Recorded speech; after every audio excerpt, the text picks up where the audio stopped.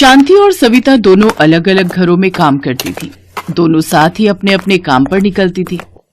आज देर हो गई, मालकिन ने जल्दी बुलाया था। कल क्रिसमस की पार्टी थी ना, तो घर में मेहमान आए थे। घर को समेटना है, इसीलिए बोल रही थी कि जल्दी आ जाऊं। अरे इन अमीरों के तो कोई ना कोई पार्टी के बहाने होते ही रहते हैं। कभी कोई पार्टी, कभी कोई पार्टी। अभी कल क्रिसमस की पार्टी खत्म हुई है ना, अब देखना नए साल की पार्टी की तैयारी में लग जाएंगे और सारा काम हमारे ऊपर आ जाएगा।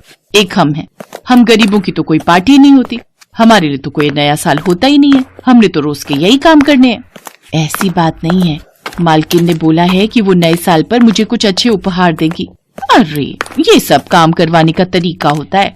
मैं तो कितने सालों से घरों में काम कर रही हूँ, मुझे तो आज तक कभी नए साल का उपहार नहीं मिला।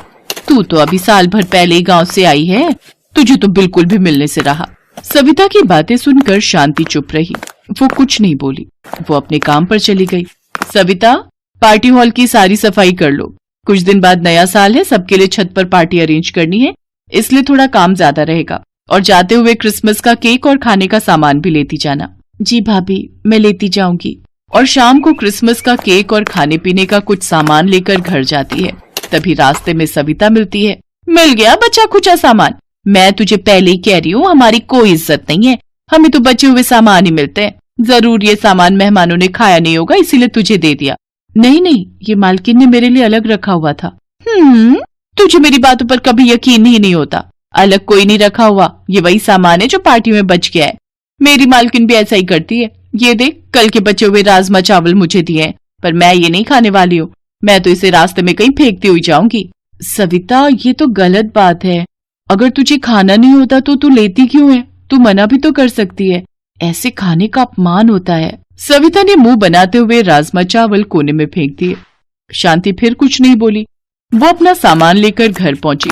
बच्चों ने जब केक और खाने पीने का सामान देखा तो वो बहुत खुश हुए। मम्मी, ये केक तो बहुत टेस्टी है। और ये स्प्रिंग रोल भी बहुत अच्छे हैं मम्मी। चाउमीन वाले हैं ये तो। मैंने एक बार बाजार में देखे थे मम्मी। वो बर्गर भी दो ना। हाँ, अभी देती हूँ। ये लो, सुनो, तुम भी खा लो। मालकिन ने बहुत सारा सामान दिया है। शांति, तुम्हारी मालकिन आदत की अच्छी है, तभी इतना सारा क्रिसमस पार्टी का सामान तुम्हें दे दिया। हाँ, आदत की तो वो बहुत अच्छी है, पर पता नहीं सविता को वो अपने काम से खुशी नहीं मिलती। वो जब देखो अपनी मालकिन की बुराई करती रहती है। अब उसे क्या ही समझाऊं। देख शांति, हम अपने आप को तो समझा सकते हैं, पर दूसरे को नहीं। इसलिए तू अपने काम को पूरी मेहनत से कर। तू सविता की बातों पर ध्यान मत दिया कर। हाँ, मैं उसकी बातों पर ध्यान नहीं देती। कल मालकिन ने जल्दी बुलाए है, नए साल की पार्टी है, तो वो बोल रही थी कि कुछ साफ सफाई का काम करवाएंगी।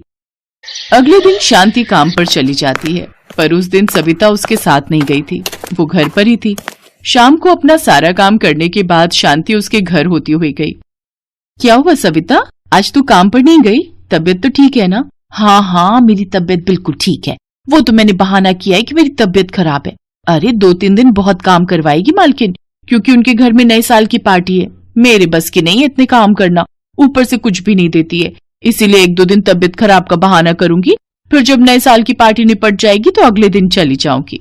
पर ये तो गलत बात है ना सविता, किसी को तुम्हारी जरूरत हो और तुम छुट्टी करके बैठ जाओ, ये ठीक बात नहीं। वो हमारे ऊपर विश्वास करते हैं, इसीलिए तो हमें काम देते हैं। और फिर तू बता रही थी कि वो तेरी छुट्टियां भी नहीं काटती, तो इस बात का तो तुझे सोचना चाहिए ना। देख शांति, मेरा ना दिमाग मत खराब कर। मुझे जो ठीक लगता है मैं वही करती हूँ। अब तो मैं नए साल के बाद ही जाऊंगी काम पर। हाँ ठीक है, जैसी तेरी मर्जी। सविता काम पर नहीं जाती। वो नए साल की छुट्टियां करके घर पर बैठ जाती है। नए साल से एक दिन पहले 31 दिसंबर की सुबह शांति जब काम पर गई तो पति रमेश बेटे सूरज को उस दिन काम पर अपने साथ ही ले गया। बेटी पूजा घर पर अकेली थी, इसलिए शांति उसे अपने साथ काम पर ले आई। पूजा, तू वहां जाकर बैठ जा, तब तक मैं काम कर लेती हूँ। अरे, आज पूजा बिटिया को साथ लाई हो? हाँ, वो आज दोनों की स्कूल की छुट्टी थी, तो सूरज अपने पापा के साथ चला गया, ये मेरे साथ आ गई। नए साल की छुट्टियां चल रही हैं। बहुत अच्छी बात है कि तुम इन्हें स्कूल में पढ़ा रही हो। ये बेटा बिस्किट ले लो। शांति, ये चाय तू ले ले, मेरा पीने का बिल्कुल मन नहीं है, सुबह से 3 बार पी चुकी हूँ। मम्मी, शाम की पार्टी में पिज्जा भी होगा ना? मैंने पापा को बोला था कि पिज्जा भी रखवाएंगे। हाँ हाँ, बहुत कुछ बोल दिया है तुम्हारे पापा ने, टेंशन मत लो। और ये अनमोल कहाँ है? उसको बोलो नीचे आए, वो भी कुछ खा लेगा, सुबह से छत पर चढ़ा हुआ है। वो तो डेकोरेशन देख रहा है, मैं अभी बुला कर लाती हूँ। मम्मी ये कौन है? बेटा ये शांति आंटी की बेटी है, पूजा। आओ पूजा, चलो मैं तुम्हें भी अपनी छत दिखाती हूँ। हाँ हाँ चली जाओ बेटा, डरो नहीं। जा, चली जा बेटा। पूजा थोड़ी घबराई हुई थी, पर जब रिया उसे बुलाती है तो वो उसके साथ छत पर चली जाती है। कुछ देर बाद शांति की मालकिन मधु भी शांति के साथ छत पर आ जाती है और ऊपर का काम करवाने लगती है। तभी वो पूजा को रिया और सूरज से बातें करती हुई सुन लेती है। पूजा, तुम नए साल की पार्टी कैसे करती हो? हम नए साल की पार्टी नहीं करते हैं, हमने कभी नहीं की। क्या? तुमने कभी भी नए साल की पार्टी नहीं की? हम तो हर साल करते हैं, क्रिसमस और न्यू ईयर की पार्टी, बहुत मजा आता है। शांति न्यू ईयर पार्टी की सारी तैयारी करवा चुकी थी। शांति, एक काम करो, शाम को तुम रमेश और बच्चों के साथ यहीं आ जाना। यहाँ मेहमान आएंगे, थोड़ा उनकी देखभाल भी हो जाएगी और बच्चे भी पार्टी में एंजॉय कर लेंगे। नए साल की पार्टी आंटी? हाँ बेटा, नए साल की पार्टी, आओगी ना? आंटी मैं जरूर आऊंगी। पूजा की खुशी का ठिकाना नहीं था। उसके चेहरे पर खुशी देखकर शांति बहुत खुश थी। घर जाकर पूजा सबको इस बारे में बताती है कि उन्हें शाम को नए साल की पार्टी में जाना है। ये बात सविता को भी पता चलती है। वो हैरान रह जाती जब शांति और उसका पति रमेश बच्चों के साथ जाने लगा तो सविता मिल गई। मुझे तो यकीन ही नहीं हो रहा कि मालकिन ने तुम्हें नए साल की पार्टी में बुलाया है। हाँ सविता, मालकिन बहुत अच्छी हैं। उन्होंने मुझे और मेरे पूरे परिवार को आज नए साल की पार्टी के लिए बुलाया है। अच्छा हम चलते हैं, देर हो रही है। सविता चुप हो जाती है क्योंकि उसके पास कहने के लिए कोई शब्द ही नहीं थे। शांति अपनी मालकिन मधु के घर पहुंचती है। शांति के दोनों बच्चे पूजा और सूरज रिया और अनमोल के साथ खेल कूद रहे थे और पार्टी को एंजॉय कर रहे थे। मालकिन और उनके पति ने बच्चों को बिल्कुल भी टोका टाकी नहीं की। उन्होंने उन्हें खेलने दिया और खाने पीने दिया। जब शांति घर जाने लगी तो उसे सर्दियों के कंबल और शांति के परिवार को पहनने के लिए सर्दियों के नए कपड़े भी दिए। ये मालकिन मधु के उदार स्वभाव का परिचय था। शांति के बच्चे जिन्होंने कभी भी नए साल की पार्टी की खुशियां नहीं मनाई थी, आज वो भी नए साल की पार्टी को खुशी खुशी एंजॉय कर रहे थे।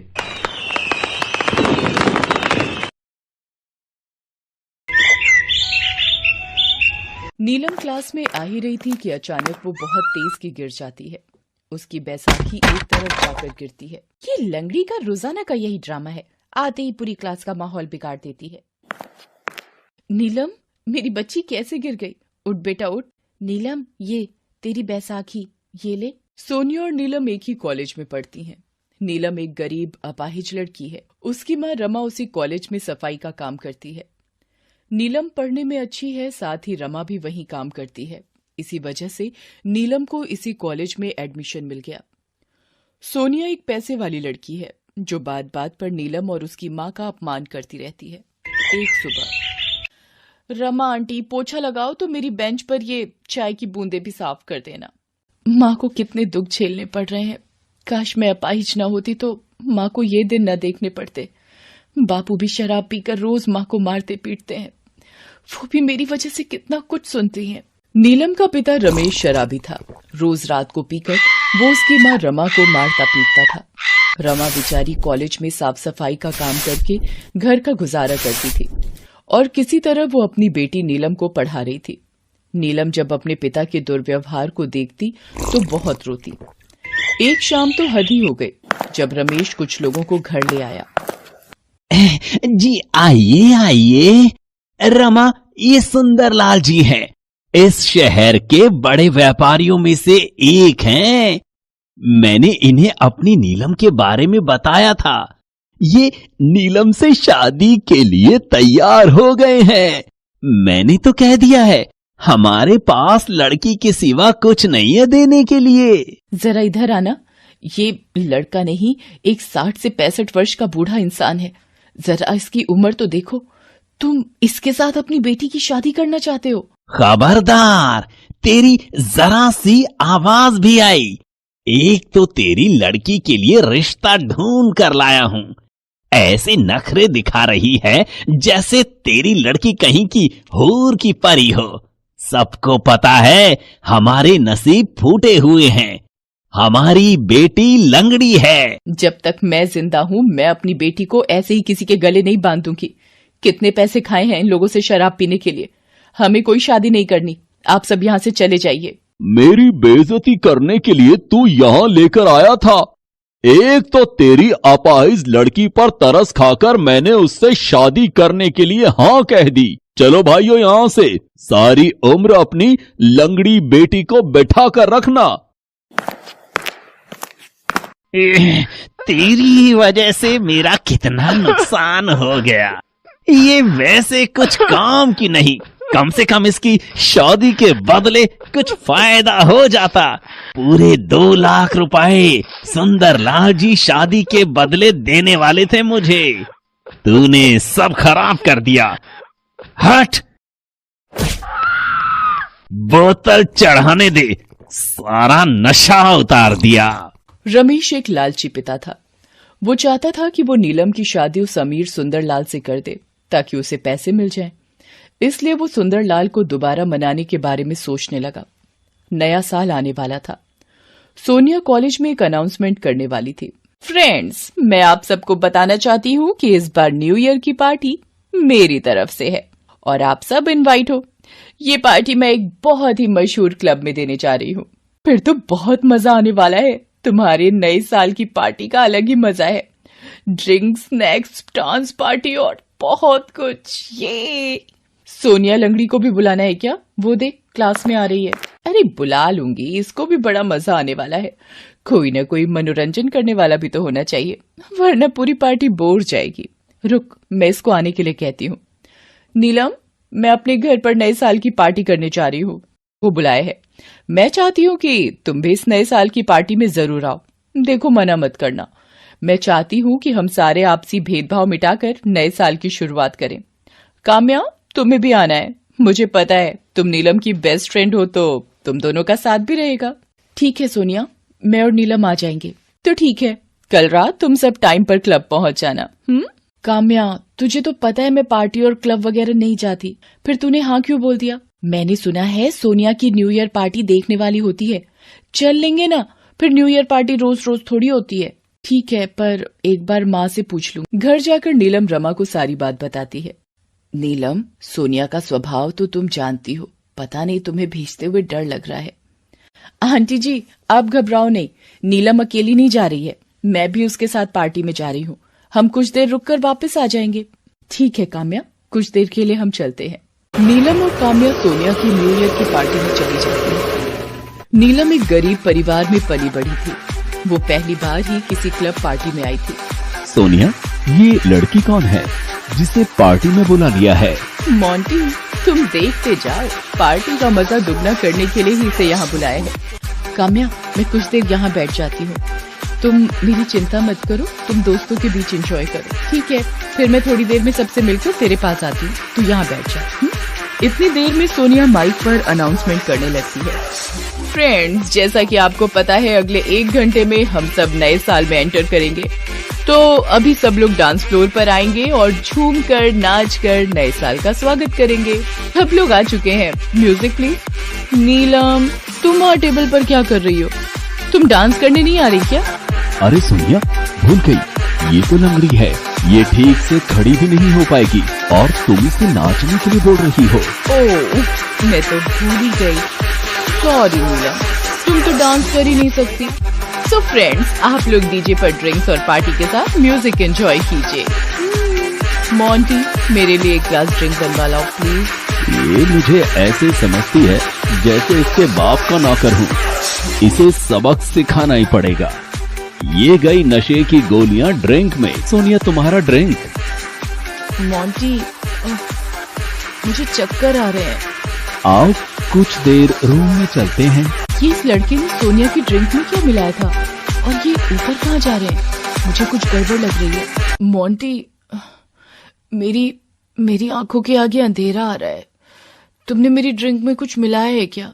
बस कुछ ही देर की बात है सोनिया, फिर तुम मेरी बाहों में होगी। ये क्या कह रहे हो मोंटी? मुझे छोड़ो मुझे। अरे, इतनी मुश्किल से तो मेरे हाथ में आई हो, कैसे छोड़ दूं? बहुत दिनों से तूने मुझे अपना नौकर बना कर रखा हुआ था। आज मैं तेरे से अपना बदला लेकर ही रहूंगा। मैं तुझे कहीं का नहीं छोड़ूंगा। ये तो सोनिया है और ये मोंटी इसके साथ क्या कर रहा है? मुझे सोनिया को बचाना होगा, पर मैं क्या करूं? नीलम सोनिया को बचाने के लिए अपनी बैसाखी से पीछे की खिड़की तोड़कर किसी तरह अंदर आ जाती है। सोनिया भागकर नीलम के गले लग जाती है। नीलम अपनी बैसाखी से मोंटी पर वार करती है। इतनी देर में सोनिया कमरे का दरवाजा खोल देती है और होटल स्टाफ शोर सुनकर अंदर आ जाता है। सर, ये लड़का मोंटी मेरे साथ जबरदस्ती कर रहा था। आप चिंता मत कीजिए मैडम, मैं अभी पुलिस को बुलाकर इसे गिरफ्तार करवाता हूँ। आप घबराइए मत।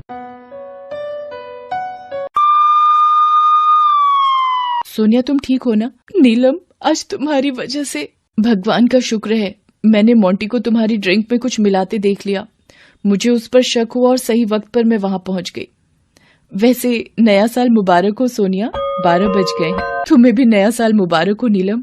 मैंने तुम्हारा हमेशा अपमान किया, मुझे माफ कर देना। सोनिया, पिछली सारी बातें भुलाकर अब नए साल में नई खुशियों का स्वागत करो। अगले दिन सोनिया नीलम को लेने उसके घर जाती है। नए साल का पहला दिन है। मैं सोच रही हूँ नीलम ने मेरी बहुत सहायता की है। उसे आज साथ में कॉलेज लेकर जाऊंगी। अरे, ये तो पापा की गाड़ी है। ये नीलम के घर के बाहर कैसे? सुंदरलाल जी, अब नीलम मना नहीं करेगी। हमें आपके साथ हमारी बेटी नीलम का रिश्ता मंजूर है। आप सगाई की अंगूठी नीलम को पहना दीजिए।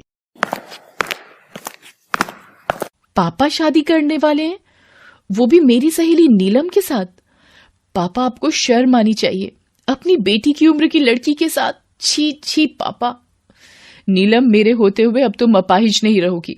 मैं तुम्हारे पैरों का इलाज करवाऊंगी। और पापा, आप यहां से चले जाओ तो ही अच्छा है। और आप नीलम के पिता होकर अपनी ही बेटी की पैसों के लिए किसी के साथ भी शादी कर रहे हो। शर्म आनी चाहिए आपको भी। सोनिया, मुझे ये शादी नहीं करनी। मुझे पढ़ाई करके नौकरी करनी है ताकि अपनी माँ की देखभाल कर सकूं। नीलम सोनिया के गले लगकर रोने लगती है। कुछ दिनों बाद सोनिया एक अच्छे डॉक्टर से नीलम के पैरों का इलाज करवाती है। नीलम के पैर ठीक हो जाते हैं और वो अपने पैरों पर खड़ी होकर चलने लगती है, मानो सोनिया ने उसे नए साल का सबसे बेहतरीन तोहफा दिया हो। सोनिया बिटिया, आज मैं बहुत खुश हूँ। मेरी बच्ची फिर से चलने लगी है और ये सब तुम्हारे कारण हुआ है बिटिया। सोनिया, आज तुमने मेरी जिंदगी में बहुत बड़ा उपकार किया है। मेरे पैर ठीक हो गए। अब मैं एक अच्छी नौकरी करके अपना और अपनी माँ का ध्यान रख सकती हूँ। सोनिया की वजह से नीलम के पैर ठीक हो गए और कॉलेज की पढ़ाई के साथ साथ वो एक अच्छी नौकरी पर लग गई। रमेश और सुंदरलाल अपने किए पर बहुत शर्मिंदा थे, पर शायद अपनी अपनी बेटियों से माफी मांगने के लिए उनके पास हिम्मत ही नहीं बची थी।